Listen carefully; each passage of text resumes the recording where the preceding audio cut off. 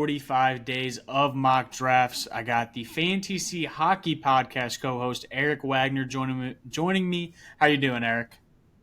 I'm doing good, repping the Kraken hat. As you can see, got to stand up for my roots in the NHL. There you go. Absolutely. Also, shout out Eric. Thank you for the shout out on Facebook and the YouTube link the other day. Appreciate you. We are this would be day 9. I'm gonna release this one tomorrow. We're recording it Wednesday night. It'll go out Thursday morning sometime. So let's go ahead and jump into it. Pretty much as of right now, Dalvin Cook still does not have a destination. Besides him, there's really not anybody that's going to affect drafting too much. So he's really the only question mark left out there, at least where he's going to be playing. Let's go ahead and do a quick draft order randomization, Eric. Ooh, number 1 overall. I get the 1, you get the 6. All right, let's jump into it. So this is a full point per reception league. This is going to be similar to the video I released on Wednesday. 1 quarterback, 2 running back, 3 wide receiver, 1 tight end, 2 flex options. So let's go ahead and get going. Usually, if I have one of the first couple of picks, I'm usually trying to get the value on Christian McCaffrey. Like if I have 3 or 4 and he falls to me there, I love CMC. But if I have the 101 overall, I mean, I think you just got to go Justin Jefferson unless you have a strong case for Jamar Chase or Cooper Kupp. All right, I got to mute this fucking draft, Jesus Christ. Oh, yeah. Yeah, if you don't have it muted, it is annoying as hell. It's just bloop, bloop, bloop. I have been very much a big fan of drafting Travis Kelce high in the past, and he's done very well for me. And that is probably where I'm leaning. I do like having a stud tight end. That's where I'm going to go. Yep. I think if you're going to go for one, I think the smart choice is just take Kelce in the first round and bite the bullet. And then because really, if you look at the difference between tight end 2 and like tight end 8 last year, it was only a couple point difference, and then Kelce was far and away the number 1. So, like if you're wasting a pick on Andrews, you're better yet just saving it on Ingram or Njoku later anyway. Yeah, I went Nick Chubb there. I think with the exit of Kareem Hunt, his receiving game might go up a little bit, so I like that a lot in the second. Yeah, 100%. That's I love drafting in the middle of drafts right now because you can usually either get Kelce or like a Tyreek Hill, Austin Eckler type, and then Nick Chubb's been falling to the middle of the second, which is just super sweet, especially with the word on him potentially getting some more involvement in the passing game. St. Brown, Garrett Wilson, Devontae Adams fell all the way almost to the 2-3 turn. That's another guy I was considering there in that turn at 2. Yeah, I think a lot of it just has to do with the Vegas quarterback like question marks right now. They don't really know if Jimmy G is even going to be healthy enough to play. So right here, I'm going to go ahead and auto-select Josh Jacobs pretty much every time. If you listen to the FanTC Football Podcast that was released the same day as this video, I really do not care too much about the Saquon and Josh Jacobs, potential holdout of camp. I think they're going to be there for game 1. If you're complaining about contracts, it's never a smart idea to just give away $10 million. So I think that they will both be there. And then I'm looking at the wide receiver position. I like Jalen Waddle, Chris Olave, and T. Higgins. They're all kind of in a very similar tier for me. But at the running back position, Tony Pollard is still out there, which I think that without Zeke in that Dallas offense, he could definitely finish as, potentially the running back 1 overall. So I'm going to go ahead and take him there. I think he's a clear difference maker, and that just locks up my running back room for the rest of the draft pretty much for me. All right. Allen and Hurts off the board. Oh, man. I like Ramondre a lot, but Breece Hall was so good when he was healthy last year. It's a tough decision between those two. And the Patriots have been working out running backs this week. They worked out Darrell Henderson as well as Leonard Fournette. So, obviously, they're not very content with their running back room. Yeah. I don't think it's too much on Ramondre. It's probably more on the backups. They probably just want to have another option. But they are still working out running back, which is always scary.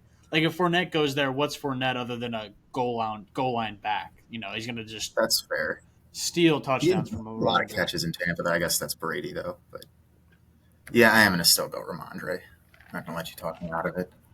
I mean, I would still draft Ramondre over Breece Hall just because of the injury concerns. Nick and I talked about it a little bit. It's DK Metcalf. I do need myself a receiver. T. Higgins falling all the way to the 3-4 turn's pretty fucking wild. That guy is A.J. Yeah. Brown, T. Higgins, Saquon, and Mark Andrews. Dang, that's a good start. I have not done any fantasy prep this year. Oh my God, Calvin Ridley's back. He is back. Fucking, he got suspended the only year I drafted him. He's going to do better for me this year. That's where I'm going to go. Trevor Lawrence is going to blow up this year, and he's going to be the reason.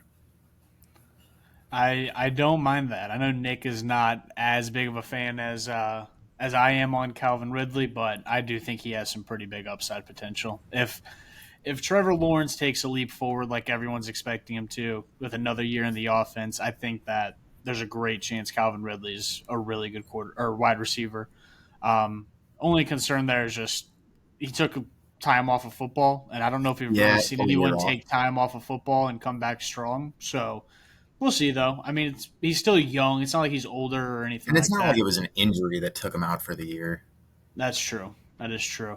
So here, what I'm looking at, like I said, I'm very happy with my running back room, and there's actually probably not going to fall back to me, but there's definitely a couple guys I'm okay with looking at the 6-7 turn as opposed to here at the running back position.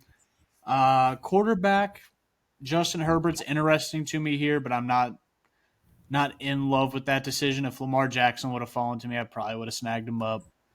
The wide receiver room I kind of like a little bit, and then the tight end room, like if you're drafting Hawkinson or Kittle, I'm going to release a little short clip on like TikTok, Instagram Reels tomorrow, but there's really just not as much value out of drafting Hawkinson as Kittle as compared to Ingram and Njoku or some of the bottom guys. Just the points per game differential is not worth it.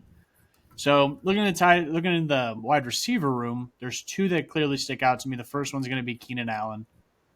Oh, actually, I didn't even think about this. All right, we actually are going to do it because I did it the other day with Mike Williams. We're going to go Justin Herbert. We're going to get the Charger stack.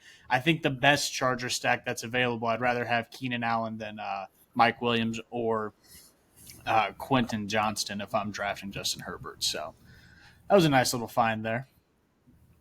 I was kind of hoping that Herbie would fall to me, but because he didn't, I'm going to take the other far superior Justin that plays quarterback and go Justin Fields. There you go. Bet on the run game. Don't blame you. Made a whole argument about it earlier.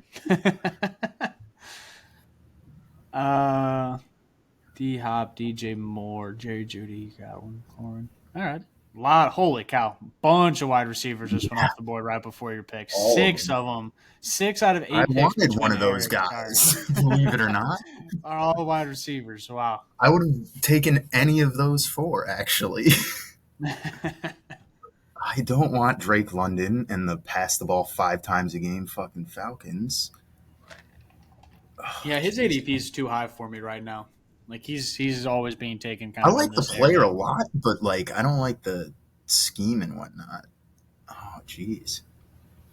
I should have taken a receiver last round and gone fucking T-Law this round. That's why we do it, Eric. That's why we do these bad boys. Oh, jeez. I don't really like... I think I'm going to go Mike Williams. Yeah. Yeah. I mean, you have Calvin Ridley, who could be a very sturdy wide receiver 1, potentially. So you can kind of risk the boom-bustness of Mike Williams. Swift, London, Cook, Kyle Pitts. So, yeah, this is a dream scenario for me. I had Miles Sanders fall all the way to the 6-7 turn. If you are a fan of the mock draft videos or followed along with it on social, I think Miles Sanders has now made it in 6 out of my 8 lineups, maybe 7 of them. I draft him everywhere I can. That value there. He's probably going to get a ton of opportunity there. Yeah, there's a chance he gets in the Frank Reich offense. There's a chance he's a 300 opportunity running back this year. That's just completely slipping to the 7th, 8th round or 6th, 7th round. I mean, if even in your position where you have Chubb and Ramondre, I probably would have taken Miles Sanders over Mike Williams just because I think he's going to be that much of a difference maker. But that's just my opinion on it. So Jacobs, Pollard, Sanders in the running back room. Got Jefferson and Keenan Allen as my wide receivers. Pretty happy with both of them. Stacked them with Justin Herbert. So I can kind of take a little bit of a risk here with my next wide receiver that I'm taking. I think I'm going to go. I don't like Michael Pittman very much this year. I just don't think Anthony Richardson's going to have the pass game to really make up for, to Yeah. help him be a really elite fantasy option. Ayuk, I'm not a fan of. Tyler Lockett, I don't mind.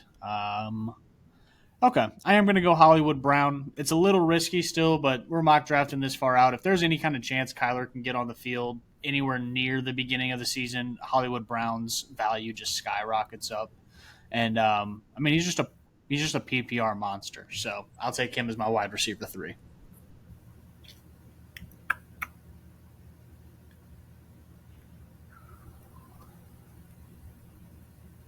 I feel like, was Alvin Kamara bad last year? He wasn't phenomenal, and he's still. I know it was just a misdemeanor that he got charged with, but he's still under either Oh, is that investigation by the NFL or the NFL is going to review the incident. What's wild to me is you took like Fields in the I think 5th round, and Trevor Lawrence is still available all the way down here in the 7th. That's pretty Yeah, crazy.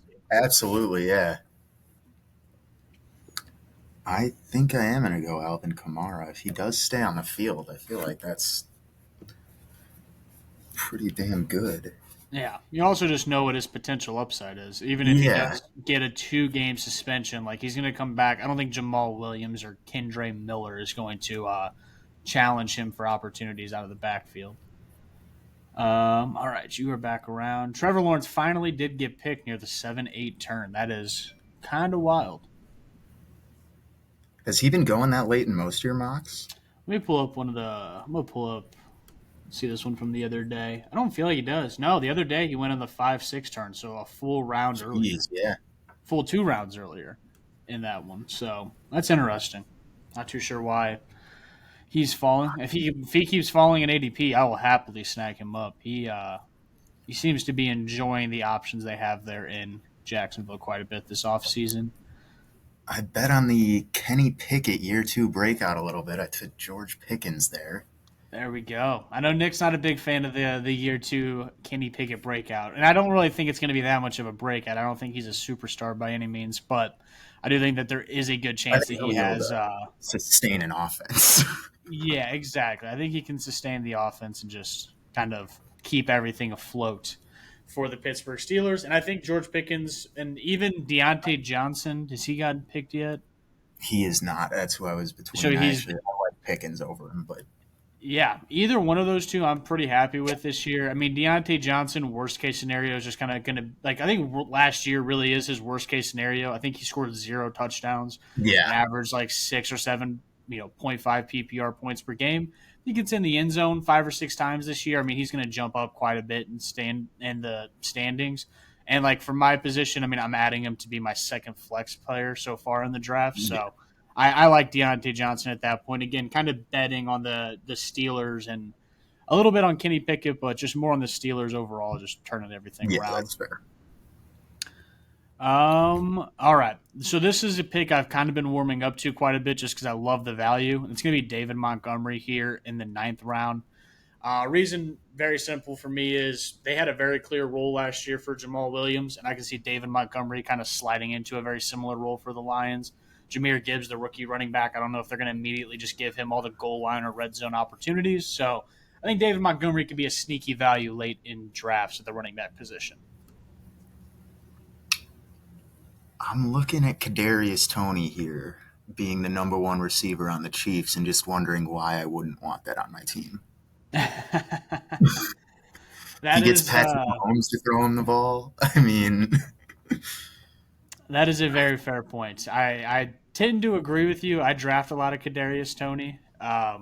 Your only concern there is just what if the targets don't health. go his way or something in health. Yeah, it's just a little risky betting on it just because you don't really know where the targets are gonna go. But all right, Back on the clock. Right. David Njoku off the board.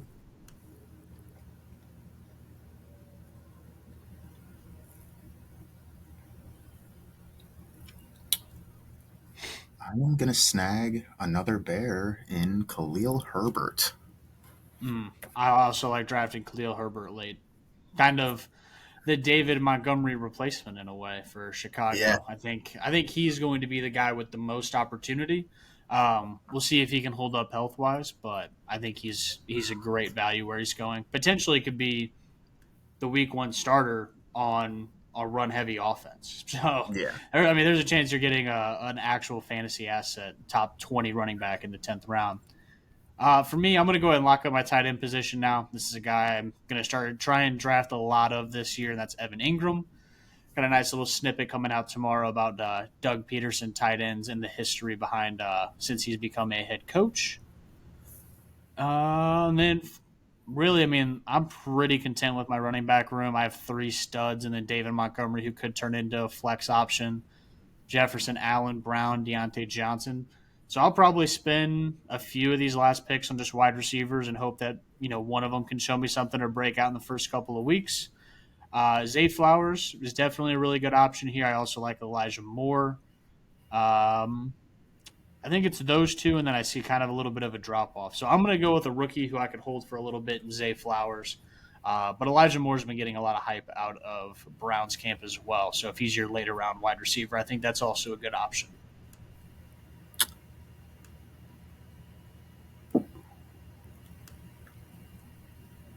I kind of like OBJ, but I think I am going to take the youth there with Elijah Moore. I think he's excited to be not on the Jets anymore. Yeah, he really needed to change As his soon career. as they get a quarterback, though. That is true, but he came out and made complaints about them just like completely ignoring him within the offense last year. So I think it was more of a deep rooted issue as opposed to just Zach Wilson.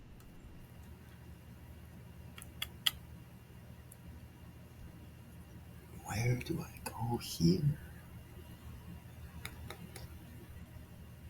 I think I kind of just want to keep stacking wideouts. It is a 3 wide receiver, 2 flex draft, so not a terrible idea. I don't know who here I like, though.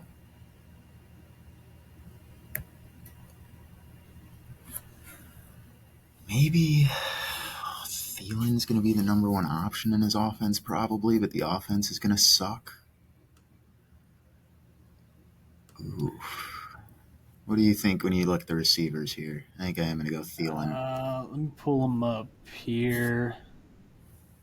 Um, if you were a fan of OBJ, I would be fine with Rashad Bateman just being the third one drafted off the board. Uh, I think they're all going to have somewhat of a similar issue. Like Nick said, he thinks they're all three going to be out on the field a lot to start the Yeah. season. Don't think that's going to be the case because one of them's bound to get freaking hurt within the first couple of Yeah. weeks, whether it's OBJ, Rashad Bateman, or Zay Flowers. So I just think there's a good chance that someone ends up getting hurt and the other two become a little bit more fantasy valuable. So Yeah, that makes sense. I usually try and snag one of them in the later rounds if I can. I like Zay Flowers just because he has, he may still have true superstar potential at this point in his career, but I think the other two probably don't. They're just pretty good fantasy assets. Makes sense. Jameson Williams, man, 6-game suspension. That sucks. That's Yeah, I know. That's what I would have taken, obviously, but that's a bummer to start his career.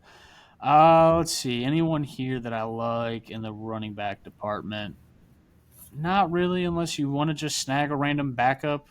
Jerick McKinnon's not bad to add later just because he could have a boom game early that gets him some more work, but it's just so iffy. I don't think is there any, who's the starter for running back in Miami? it's either going to be Jeff Wilson, Raheem Mostert, or Devon Achane. Not really 100% sure. But that is actually a really good point, Eric. Draft one of the Miami running backs late and hope you choose the right one. Okay, well, I'm going to just make my first pick so that way I can get that out of the way. It's going to be Sky Moore. I also like drafting random Chiefs late as well, just because you don't really know who the offense is going to be centered around. I like Sky Moore and Kadarius Toney more than really any of the other options, just because the Chiefs' offense, it seems to be, it's kind of reaching like I don't know, old Patriot style of play calling where it's just so complex that rookies really can't pick it up right away. So I think Sky Yeah. Moore may be in for a little bit of a year or two breakout. Not breakout, but he's just going to be more involved than he was last year. There's really no doubt about that. Shit. I really don't even know who I would pick at this point. This is just an absolute dart throw.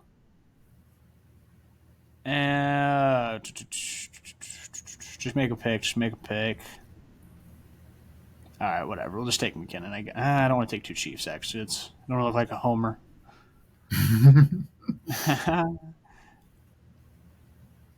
I stacked up the Bears' backfield. Dang. None of the pass catchers, though, because I'm not an idiot. Yeah. Watched enough Bears football. Yeah, no doubt about that. I guess just go ahead, give me. I don't know. I'm just going to draft Tank Bigsby because he's gotten a little bit of hype out of Jacksonville camp. Let's see if he's involved at all to start the season. Highly doubt he is, but he's an easy player to drop after week one if I need to make a drop for any reason. I think I'm going to take Elijah Mitchell's kind of staring me in the face. I really don't think that CMC is going to be able to stay healthy this whole year. And the Niners use all their running backs, even when he was healthy with CMC at a decent role last year.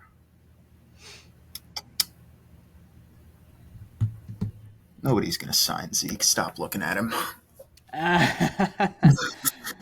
I feel you, though. My eyes kind of kept looking back at him, too. If he was going to go back to Dallas, I would take the risk on him just for him being the goal line back he was last year. But yeah, I don't think he's going to be in that same position, unfortunately.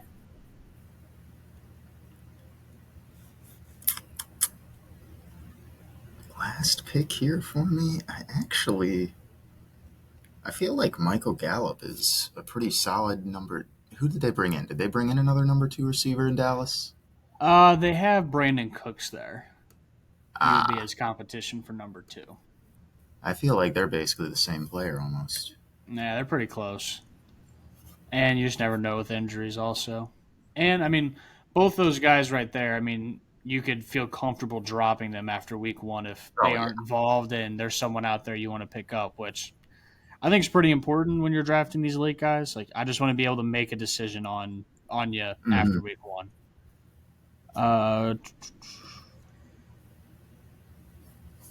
Yeah, same thing here. I don't really have a preference on who I'm taking. Just someone who I'm maybe able to show me something in week one.